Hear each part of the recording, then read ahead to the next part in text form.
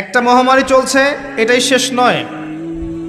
যারা স্ক্যাটোলজিক্যাল বিষয়গুলো নিয়ে পড়াশোনা করে, ইলমু আখিরুজ্জামান নিয়ে, তারা বলতে পারবে যে এগুলো বায়ো ওয়েপেন্স আস্তে আস্তে আস্তে আস্তে আসবে আরও পৃথিবীতে। এমনকি ইয়াজুজ আর মাজুজ যখন আসবে, তারাও এরকম মহামারী দিয়ে ধ্বংস হবে, ভাইরাস দিয়ে ধ্বংস হবে। হাদিস এসেছে। এই হাদিসগুলো কে চর্চা করে? তো হতে পারে আগামী বছর কেউ বেঁচে নাও থাকতে পারে। আর বিশ্ব এখন যে জায়গায় দাঁড়িয়ে আছে, যে কোনো সময় নিউক্লিয়ার যুদ্ধ হতে পারে।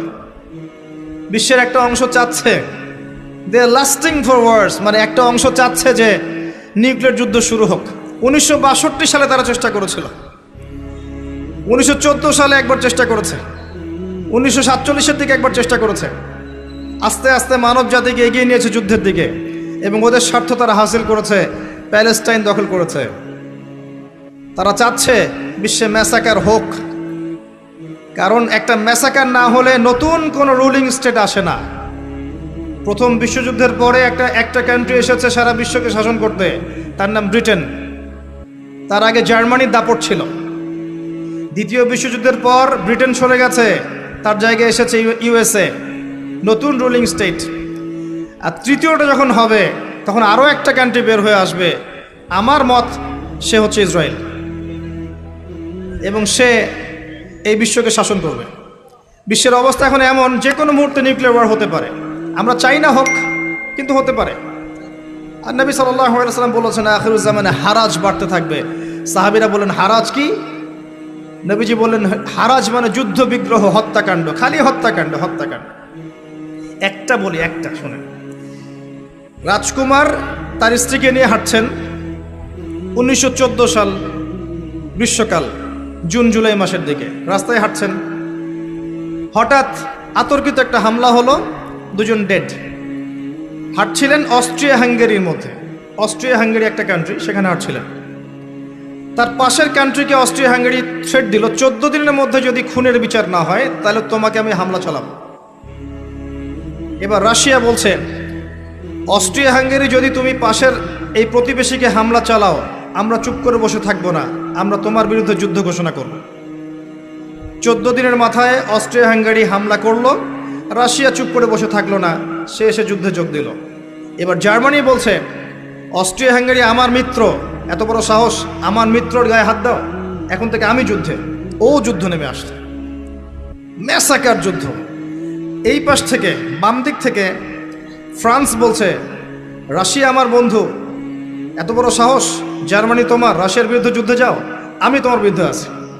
জার্মানি এখানে, এদিক দিয়ে ফ্রান্স, এদিক দিয়ে রাশিয়া, এখানে অস্ট্রিয়া হাঙ্গেরি, এখানে একটা প্রতিবেশী কান্ট্রি। যুদ্ধ শুরু হয়ে গেল।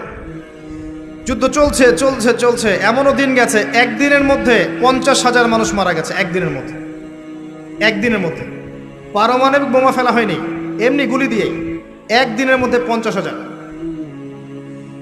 বেলজিয়ামও জড়িয়ে গেল। পরে এদিকে আছে সমুদ্র, এদিকে আছে ব্রিটেন। ব্রিটেন ফ্রান্সের মিত্র, সে বলল যে আমার মিত্রকে এত বড় আঘাত, আমি চুপ করে বসে থাকবো না। সে চলে আসলো তার নেভাল পোর্ট নিয়ে, ও যুদ্ধে অংশ নিয়ে নিল। শেষমেশ এদিক থেকে আমেরিকাও যোগ দিল। ম্যাসাকার অবস্থা। এই যুদ্ধে আবার অটোমান এম্পায়ার যারা ছিল, এরা আবার জার্মানির পক্ষ নিল। এতে করে অটোমান এম্পায়ারদের যে খেলাফত ছিল, এটা নষ্ট হয়ে গেল, মুসলিম উম্মাহ বিভক্ত হয়ে গেল। একটা ঘটনাকে কেন্দ্র করে, ওই যে রাজকুমার আর তার স্ত্রীকে হত্যা করা, 5 থেকে 6 বছরের ব্যবধানে 3 থেকে 4 কোটি মানুষ মারা গেছে। 5 থেকে 6 বছরের ব্যবধানে 3 থেকে 4 কোটি মানুষ মারা গেছে। এটা প্রথম বিশ্বযুদ্ধের সংক্ষিপ্ত ইতিহাস। কি বুঝলেন? নবীর হাদিস, শেষ জামানে হারাজ বাড়বে, হারাজ, হত্যাকাণ্ড বাড়তে থাকবে। যে মারবে সে জানবে না কেন মারলাম, আর যে মরবে সে জানবে না কেন মরলাম। ইউরোপিয়ান সিভিলাইজেশন এখন বলে এটা ছিল ইউরোপের সুইসাইড, আত্মহত্যা। ওরা নিজেরাও বোঝেনি কি জন্য যুদ্ধে গিয়েছে। এই রেসটা কাটে নাই। জার্মানি অনেক ল্যান্ড হারিয়ে ফেললো, শেষমেশ পরাজিত হলো। আস্তে আস্তে আস্তে আস্তে ওখানে হিটলার, সে চিন্তা করতে থাকলো আমার ল্যান্ডগুলো ফিরে পেতে হবে। সে প্ল্যান করতে থাকলো, নিজের নাৎসি পার্টি ঘোষণা করলো। নিজের ভিতরে সংস্কার করলো। 100 জন মেম্বার নিয়ে একটা পলিটিক্যাল পার্টি খুলেছিল, 100 জন মেম্বার নিয়ে। এবং সে খুব চমৎকার ভাষণ দিতে পারত, এত চমৎকার স্পিচ দিতে পারত যে জনগণ শুনলেই বিমোহিত হয়ে পড়ত। সে জনগণকে মেন্টালি জাতীয়তাবাদের দিকে নিয়ে আসতে শুরু করলো। এক পর্যায়ে জেল খাটলো, জেলের মধ্যে বই লিখলো, এই বইটা ভাইরাল হয়ে গেল, সবাই সেই বইটা পড়লো, জেল থেকে মুক্ত হলো, পলিটিক্যাল পার্টির সাথে একটা মিলিটারি অ্যালায়েন্স তৈরি করলো। প্রথম ওয়ার্ল্ড ওয়ারে যারা ওই ইয়াতে ছিল, সামরিক বাহিনীতে ছিল, এদেরকে খুঁজে খুঁজে বের করতে শুরু করলো, একটা পার্টি ফর্ম করলো। এক পর্যায়ে বিদ্রোহ করে ক্ষমতায় গিয়েছে। তার ইন্সপিরেশন ছিল ইতালির মুসোলিনি। ইতালিও তখন এভাবে ক্ষমতায় ছিল, মুসোলিনি ওইটা দেখে দেখে সেও ক্ষমতায় গিয়েছে। যাওয়ার পরে সে আরও মিলিটারি অ্যালায়েন্স ফর্ম করতে থাকলো, সে অর্থনীতি সমৃদ্ধ করতে থাকলো, প্রশাসনিক ক্ষমতা বাড়াতে থাকলো, অস্ত্রশস্ত্র বাড়াতে থাকলো, ভিতরে ভিতরে কাজ করতে থাকলো। এক পর্যায়ে সে ওই হারানো জমিগুলো যেগুলো প্রথম বিশ্বযুদ্ধে হারিয়েছে ওগুলো সিজ করতে লাগলো, যুদ্ধ ঘোষণা করলো, কেড়ে নিতে শুরু, আবার পুনরুদ্ধার করতে লাগলো। উদ্ধার করতে করতে করতে করতে যখন দেখে যে ব্রিটেন ফ্রান্স কেউ কিছু বলে না, সে পোল্যান্ডকে আক্রমণ করলো। পোল্যান্ড, কিন্তু পোল্যান্ড ছিল ব্রিটেন এবং ফ্রান্সের মিত্র। এবার আর ব্রিটেন ফ্রান্স বসে থাকলো না, আমার মিত্রকে আক্রমণ করেছো, এবার তারা জার্মানির বিরুদ্ধে যুদ্ধ ঘোষণা করলো। আবার আস্তে আস্তে অনেকগুলো কান্ট্রি জড়িয়ে পড়লো, ইউএসএ, ব্রিটেন, এদিকে ফ্রান্স, আপনার জার্মানি, আপনার রাশিয়া, সোভিয়েত, সবাই জড়িয়ে পড়লো। ইভেন জাপান পর্যন্ত জড়িয়ে পড়লো। জাপান, এই যুদ্ধ শেষ হলো এমন একটা অবস্থায় যে ইউএসএ গিয়ে জাপানের হিরোশিমা নাগাসাকিতে 2টা বোম মারলো। লিটল বয়, ফ্যাট ম্যান, 2টা বোমে 2টা শহর শেষ। জাপান সারেন্ডার করলো, জার্মানি সারেন্ডার করলো, দ্বিতীয় ওয়ার্ল্ড ওয়ার শেষ। এরপর থেকে ইউনাইটেড নেশনস ফর্ম হয়েছে, IMF, ওয়ার্ল্ড ব্যাংক, হাবিজাবি যা যা দেখছেন, WHO, সব এরপর থেকে, এর আগে ছিল না। এবং এই সময়টুকুর মধ্যে ইসরায়েল আস্তে আস্তে আস্তে আস্তে নিজের কাজ শেষ করে ফেললো, সে দখল করে ফেললো প্যালেস্টাইন। আস্তে আস্তে আস্তে তার টেরিটরি বাড়ালো।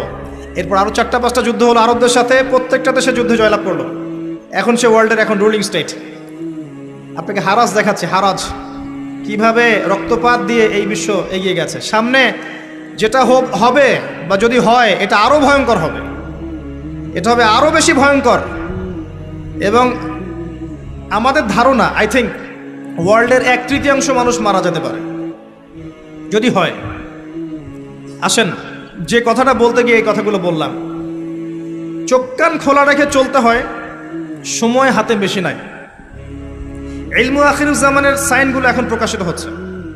কে জানে আগামী রমাদান আমরা কেউ বেঁচে নাও থাকতে পারি, মহামারী দিয়ে নষ্ট হয়ে যেতে পারি, অন্য কোনোভাবে ধ্বংস হতে পারি, স্বাভাবিক মওত হতে পারে। অতএব এই রমাজানটাকে কাজে লাগাতে হবে। আগে কিভাবে লাগাবেন আমি কয়েকটা পয়েন্টস বলছি, এই জায়গা থেকে মনোযোগ দেন। ইতিহাস বলে কি মাথা এলোমেলো করে দিয়েছি নাকি? হিস্ট্রি পড়বেন, ইতিহাস পড়বেন প্রিয় ভাই। কোরআনের, এই যে কোরআন দেখছেন আমার হাতে, আল কোরআন, একে 3 ভাগে ভাগ করা যায়। একটা অংশে আপনি পাবেন হুকুম আহকাম, আল্লাহ পাক বলেছেন কি করতে হবে কি করতে হবে না, হুকুম আহকাম। একটা অংশ জুড়ে আছে তাওহীদ, আল্লাহ পাকের একত্ববাদ। আর একটা অংশ জুড়ে আছে ইতিহাস, নূহ আলাইহিস সালামের ইতিহাস, আদ জাতির ইতিহাস, সামুদ জাতি, ইব্রাহিম, মুসা আলাইহিস সালাম, ঈসা আলাইহিস সালাম, শুআয়ব, আপনার ইউনুস, যুলকারনাইন, সব ইতিহাস। কোরআন ইতিহাস দিয়ে ভর্তি। পুরো বিশ্বের ইতিহাসটা পড়েন এবং ইসলামের ইতিহাসটা পড়েন, আপনি একটা জিনিসই ফাইন্ড আউট করতে পারবেন। আমি ফাইন্ড আউট করেছি একটা জিনিস, একটা, অনলি ওয়ান। সেটা হচ্ছে যে আল্লাহ পাক কখনো জালেমদেরকে সহ্য করেননি। যখনই যে জুলুম করেছে আল্লাহ পাক একটা নির্দিষ্ট সময় পর্যন্ত অবকাশ দিয়েছেন, অবকাশ। এরপরে এর চেয়ে বড় জালেমকে এর উপর চাপিয়ে দিয়ে তাকে ধ্বংস করে দিয়েছে। আপনাকে জিজ্ঞাসা করি, যদি জাপানে যে বোম পড়েছিল 2টা, ওদের কি দোষ ছিল? কি দোষ ছিল? জাপান একটা নিরীহ কান্ট্রি মনে হয় না? কি দোষ ছিল? এখন তো তারা আমেরিকার বন্ধু। কি দোষ ছিল? আপনি জাপানিজদের ইতিহাস পড়েন, ওই বিশ্বযুদ্ধের আগে জাপান যা জুলুম করেছে চাইনিজদের উপরে, ইন্দোনেশিয়ানদের উপরে, এই বার্মিজদের উপরে, মেয়েদেরকে গণহারে ধর্ষণ করতো, বাচ্চাদেরকে হত্যা করতো। দেখেন, এক জালেমকে আল্লাহ পাক আরেক জালেমের হাত দিয়ে শায়েস্তা করে দিয়েছে। আল্লাহর সুন্নাহ। আল্লাহ পাক যে এত কৌশলী, ওয়া মাকারু ওয়া মাকারাল্লাহ ওয়াল্লাহু খায়রুল মাকিরিন। তারা কৌশল করে, আল্লাহ, তারা ষড়যন্ত্র করে, আল্লাহ কৌশল করেন। আল্লাহ পাক শ্রেষ্ঠ কৌশলী। হিস্ট্রি পড়েন, আপনি বুঝতে পারবেন যে জুলুমের কোনো স্থায়িত্ব নেই পৃথিবীতে। আল্লাহ পাক আমাদের সবাইকে বোঝার তৌফিক দান করুন এবং কোরআন সুন্নাহকে কাজে লাগিয়ে বাকি বিষয়গুলো জ্ঞান অর্জন করার তৌফিক দান করুন। এটাও শেষ জামানা হাদিসে আছে, কি নাই আসলে, যে শেষ জামানে এক শ্রেণী মানুষ বের হবে যারা হবে সাকিল, একদম উড়িওয়ালা, ঠেস দিয়ে বসে থাকবে আরাম করে এবং বলবে যে কোরআনে যা আছে আমি তাই মানি, হাদিসটা আমি মানি না। এখনকার কিছু তথাকথিত আশেকা রসুলের মতো হতে যায় না, যাদের ভুঁড়ির জ্বালায় চেয়ারে বসতে পারে না, এই কাজ করতে যায় না। এটা মুসলিমদের শোভা পায় না। আমরা পরিশ্রমী জাতি, কর্মঠ জাতি, আমাদের এইসব শোভা পায় না। একটা কাজ করার চেষ্টা করতে পারি, অজু যখন ভেঙে যায়, টয়লেট করলেন অজু ভেঙে গেল, সাথে সাথে হালকা করে অজু করে ফেলার চেষ্টা করেন, সবসময় পবিত্র থাকার চেষ্টা করেন। বেলাল আল হায়বাশী নাম শুনেছেন? রাদিয়াল্লাহু আনহু। নবী সাল্লাল্লাহু আলাইহি ওয়াসাল্লাম বলছেন, আমি যখনই জান্নাতে গিয়েছি বেলাল তোমার পায়ের শব্দ শুনেছি। সুবহানাল্লাহ। যেই বেলালকে উত্তপ্ত মরুভূমিতে শুইয়ে নির্যাতন করা হচ্ছে, সেই বেলাল বলছেন আহাদুন আহাদ। সেই বেলাল রাদিয়াল্লাহু আনহুর নামে শানে সূরা নাজিল হচ্ছে কুল হু আল্লাহু আহাদ। ওই বেলাল রাদিয়াল্লাহু আনহুকে নবী সাল্লাল্লাহু আলাইহি ওয়াসাল্লাম বলছেন, যখনই জান্নাতে যাই তোমার পায়ের আওয়াজ শুনি, তুমি কি এমন আমল করো যার কারণে এই মর্যাদা তোমার? বেলাল রাদিয়াল্লাহু আনহু বলছেন, আমি তো স্পেশাল তেমন কোনো আমল করি না, আপনারা যা করেন আমিও তাই করি, তবে আমার যখনই ওযু ভেঙে যায় আমি ওযু করি, আর আমি ওই ওযু দিয়ে 2 রাকাত নামাজ পড়ি। এটাকে তাহিয়াতুল ওযুর নামাজ বলে। রমজান মাসে করার চেষ্টা করি, আল্লাহ পাক তৌফিক দান করুন। আমরা অনেকে মসজিদে যাই, ধাপ করে বসে পড়ি, করি না এই কাজটা? মসজিদে গিয়েছি, ধাপ করে আগে বসে পড়ি। মসজিদে গিয়ে 2 রাকাত নামাজ পড়ে বসা সুন্নত। মিনিমাম 2 রাকাত নামাজ পড়ে বসলে আপনি তাহিয়াতুল মসজিদের নেকি অর্জন করলেন, মসজিদের হকটা আদায় করলেন। ওই জায়গা আপনার জন্য সেজদার সাক্ষী থাকলো, কিয়ামতের মাঠে আপনার পক্ষে সাক্ষী দিবে ইনশাআল্লাহ। এই সুন্নাহগুলো আমরা চর্চা করার চেষ্টা করি। দাড়িটা ছেড়ে দেন, এটা একমাত্র ভিজিবল সুন্নত, দৃশ্যমান সুন্নত, যেটা আপনার সাথে কবরে যাবে। যখন কাফন দেয়া হবে তখন দেখা যাবে না আমার সাথে আর কোন কোন সুন্নাহ আছে, এই একটা সুন্নতই দেখা যাবে আমার সাথে কবরে যাচ্ছে। কথা কি বুঝতে পারছেন? আর এটাকে আমরা এখন যত পারি মেয়ে হওয়ার চেষ্টা করছি। নবীজি বলেছিলেন শেষ জামানায় ছেলেরা মেয়েদের পোশাক পরবে আর মেয়েরা ছেলেদের পোশাক পরবে। দেখবেন মেয়েরা এখন ফর্মাল পোশাক পরছে, জিন্সের গেঞ্জি পরে ঘুরছে, আর ছেলেরা ক্লিন শেভড। ছেলেরা মেয়েদের মতো গাল বানাচ্ছে। আর কোন সাইনের জন্য অপেক্ষা করছেন?